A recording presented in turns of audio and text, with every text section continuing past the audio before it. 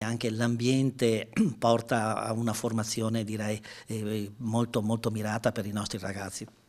Perché qui parliamo di alta formazione. L'alta formazione post diploma in ambito turistico è frutto della collaborazione strategica fra enti, ITS con i suoi 8 indirizzi di interesse per i professionisti del turismo, Confcommercio, Confindustria, Certottica e la Camera di Commercio che con l'Istituto di Formazione ha una convenzione a livello nazionale. Il cliente al giorno d'oggi, il turista, ha bisogno di questo, chiede di essere, direi, non riverito, ma di avere delle persone davanti a loro competenti, metterli a loro agio, e questo è quello che l'ITS sa fare. 1 milione di euro l'investimento della Camera di Commercio per trasformare radicalmente i suoi spazi sede per studenti e docenti del Master ITS. Qualità, professionalità e competenze in prospettiva Olimpiadi 2026. La formazione di professionisti sarà di vitale importanza per accogliere l'evento di portata mondiale. Volendo andare alla ricerca di qualità, l'ITS dà qualità.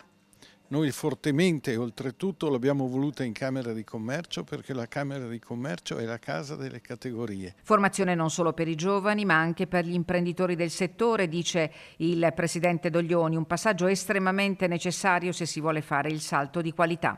L'ITS Turismo offre un corso biennale, 22 ragazzi già al secondo anno di lezioni e quindi prossimi all'esame di Stato. A ottobre si parte con il nuovo biennio e le preiscrizioni sono aperte fino al prossimo 19 luglio. I corsi ITS danno subito opportunità di lavoro a chi li frequenta. Le aziende li cercano spasmodicamente, cioè cercano figure preparate professionalmente, giovani, però formate. Il territorio sta lavorando per valorizzare le opportunità che verranno dal 2026. Questo è il momento per costruire la qualità.